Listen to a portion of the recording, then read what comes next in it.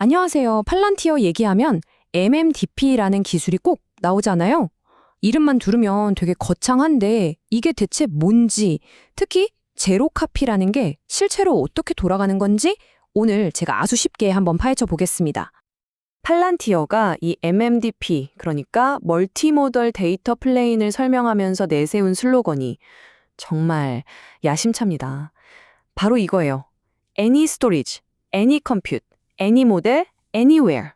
한국말로 하면 어떤 저장소든 어떤 컴퓨터든 어떤 모델이든 어디서나 다 된다는 거죠. 와, 듣기만 해도 정말 엄청나죠? 근데 여기서 딱 이런 생각이 들어요. 아니, 데이터를 옮기지도 않는다면서 어떻게 그게 다 가능해? 그쵸? 바로 이 제로 카피라는 말 때문에 더 헷갈리는 건데요. 오늘 이 미스터리 제가 속 시원하게 풀어드리겠습니다. 자, 그럼 먼저 팔란티어가 말하는 그 어디서든 이라는 약속이 도대체 뭘 의미하는지부터 한번 살펴볼게요. MMDP를 구성하는 세 가지 핵심 기둥을 보면 딱 감이 오실 겁니다. 네, 바로 이겁니다. MMDP는요, 쉽게 말해서 만능 어댑터 같은 거라고 생각하시면 돼요. 자, 보세요. 첫째, 데이터가 어디에 있든 상관이 없어요. AWS S3에 있든 애저에 있든 스노우플레이크, 데이터브렉스, 심지어 회사 내부 서버에 있어도 그냥 다 연결해버립니다. 둘째, 컴퓨팅 엔진도 가리지 않아요. 대용량 일괄 처리할 땐 스파크를 쓰고 실시간 데이터는 플링크로 처리하고 작업에 딱 맞는 도구를 골라 쓸 수 있게 해주는 거죠. 그리고 마지막으로 요즘 핫한 AI 모델들 있죠. 오픈 AI, 엔트로픽 같은 것들. 어떤 모델이든 그냥 갖다 붙일 수 있습니다.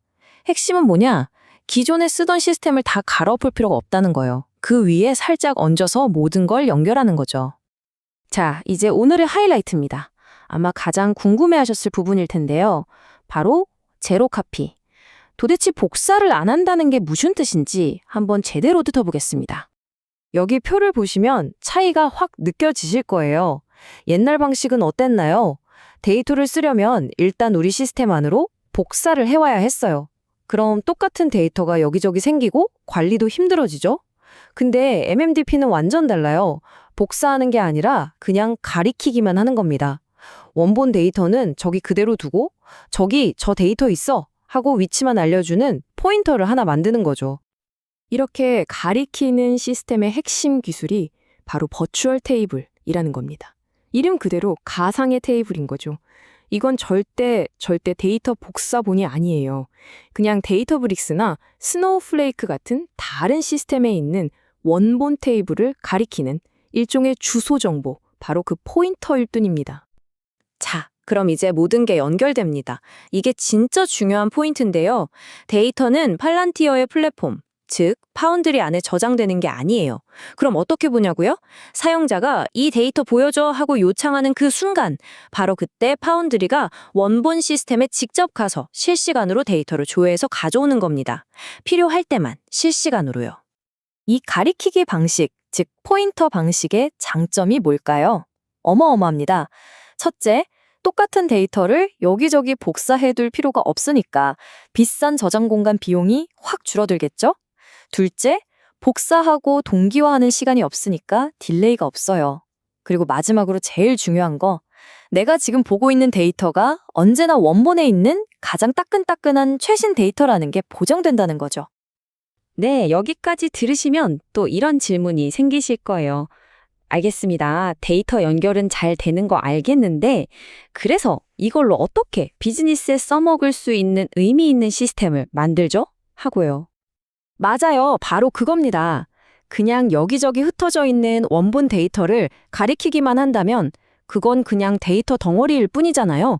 이걸 어떻게 고객, 제품, 주문처럼 의미 있는 관계로 엮어서 비즈니스 지도, 즉 온톨로지로 만들 수 있을까요?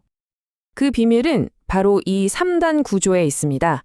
자, 차근차근 보시죠. 맨 밑바닥에는 S3나 애저 같은 원래 시스템의 원본 데이터가 그냥 그대로 있어요. 그 바로 위, MMMDP 층에서 버추얼 테이블이 이 데이터들을 복사 없이 가리키고 있는 거고요. 그리고 제일 꼭대기, 바로 파운드리 온톨로지 층에서 이 포인터들을 가지고 이건 고객이고 저건 주문이야. 그리고 이 둘은 이런 관계가 있어 하고 의미를 부여하고 관계를 맺어주는 겁니다. 여기서 진짜 중요한 점이 뭐냐면요. 이 의미를 부여하는 작업, 즉 시멘틱 레이어는 전부 파운드리 안에서만 만들어지고 존재한다는 거예요.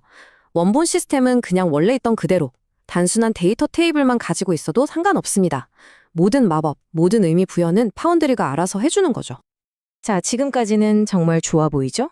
근데 이제부터는 우리가 흔히 말하는 약관의 작은 글씨 같은 아주 중요하고 미묘한 부분을 한번 짚어봐야 합니다. 바로 데이터를 읽을 때와 쓸 때의 차이점이에요.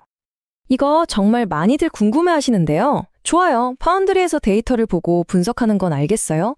근데 만약 파운드리에서 어떤 데이터를 수정하면 저 멀리 있는 원본 데이터도 자동으로 바뀔까요?